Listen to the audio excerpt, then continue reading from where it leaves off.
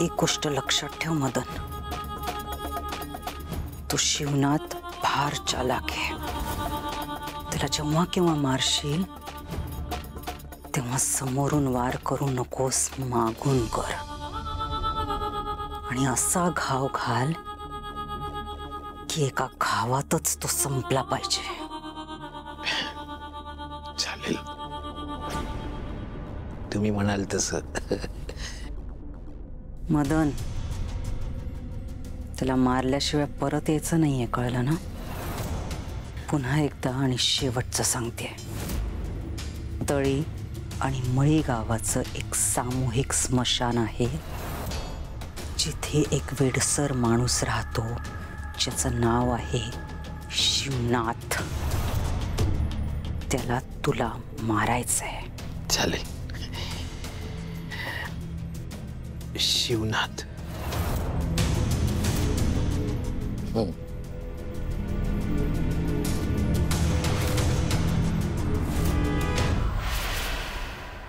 Manjiri madam ना प्रत्येक वेळेस माझ्यावर राग काढतात. काय म्हणतात? मी ओव्हर कॉन्फिडन्स मध्ये सगळे प्लॅन्स फेल करते. वाह, कसं आहे, माणूस स्वतःकडे कधीच बघत नाही. स्वतःच्या चुका माणसाला कधीच दिसत नाही. स्वतःचे प्लॅन्स किती वेळा फेल होतात हे त्यांना कळत नाही. आणि ओव्हर कॉन्फिडन्स ना त्यांना आहे. जाऊ दे ना, सततचे प्लॅन्स फेल झाल्यामुळे ना मी झाले फ्रस्ट्रेट. जाऊ दे, फ्रस्ट्रेट झाले. आज बाहेर जाणार आहे, मज्जा करणार आहे, दारू पिणार आहे, मस्त दारू ढोसणार आहे आणि डिटॉक्स करणार आहे. एकतर इकडे या घरात कोणाला पार्टी करायला नको, बाहेर जायला नको. काय बोरिंग लोक आहे ते. एक आउटिंग नाही.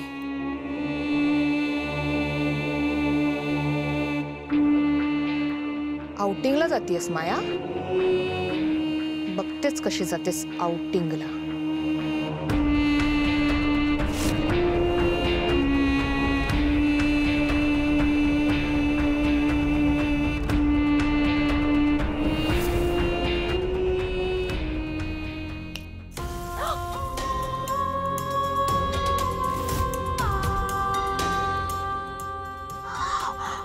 झटका कसा लागला?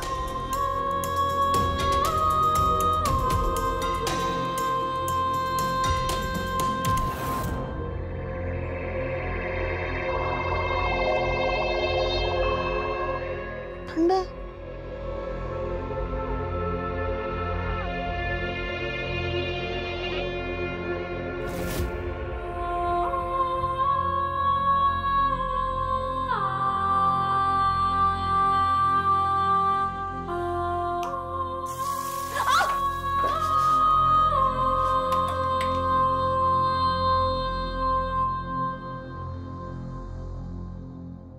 अरे काय चाललं काय या घरात?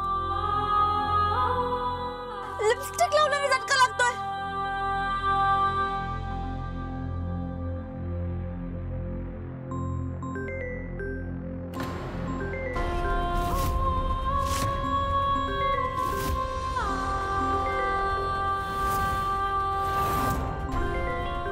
आईंचा फोन.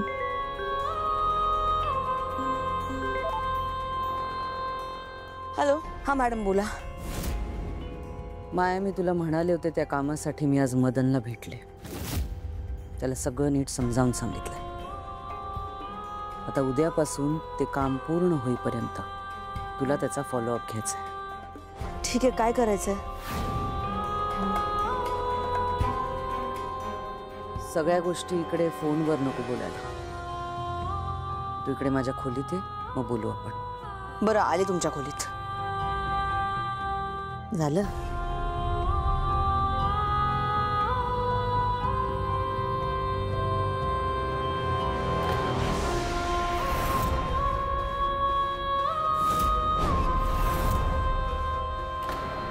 आईने हिला फोन करून का बोलावून घेतलं?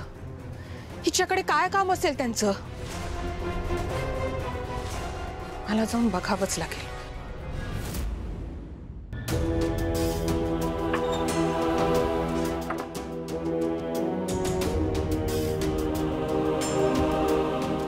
काय झालं मॅडम, तुम्ही बोलवून घेतलं? काही अर्जंट आहे का? तुझ्यावरती एक मोठी जबाबदारी सोपवायची. जबाबदारी? मी मगाशी तुला सांगितल्याप्रमाणे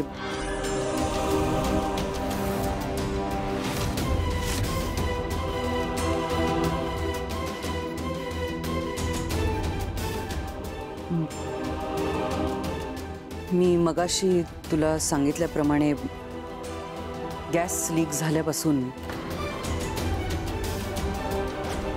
मीरा आणि अथर्व मध्ये गैरसमज झालेत आणि मला असं वाटतं की मीराची मोठी बहीण म्हणून तू त्यांचं नातं जपायला त्यांना मदत करायला हवीस. मी मॅडम तुम्ही काय बोल. हो माया, तू मीराची मोठी बहीण आहेस आणि मोठी बहीण म्हणून तू तिला समजावून सांगायला हवं. ती तुझ्यापाशीच हे सगळं बोलू शकते. तिच्या मनातली घुसमट तूच दूर करायला हवीस, असं नाही वाटत का तुला?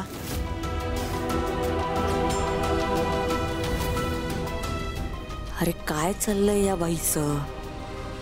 आई, तुम्ही चांगला विचार करताय पण ही माया कधीच ऐकणार नाही.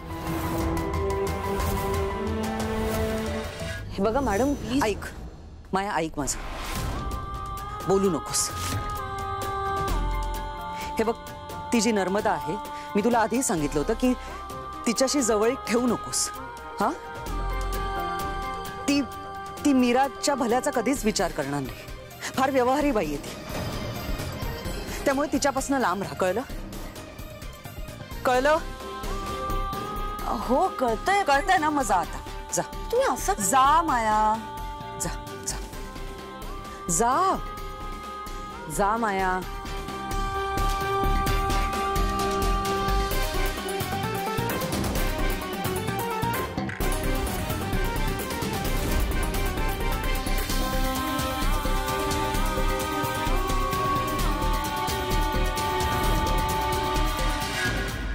आई, तुम्हाला किती काळजी आहे मीराची.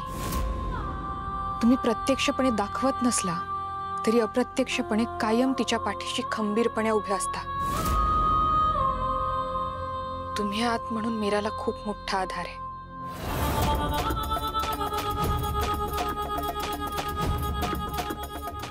देवी आई, अथर्व आणि मीरामधला दुरावा, त्यांच्यात निर्माण झालेला राग लवकर निवळू दे. तुझा आशीर्वाद कायम त्यांच्यावर असू दे.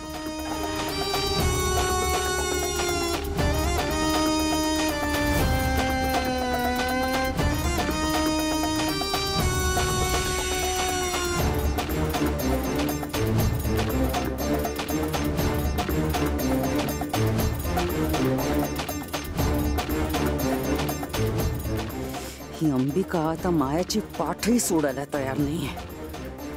मायाशी बोलायचं तरी कसं? अंबिका इथेच असते हे मायाला सांगता येणार नाही. अशाने ती मूर्ख माया काहीतरी भलतंच बोलून बसेल ज्याच्यामुळे माझ्या अडचणीत वाढ होईल.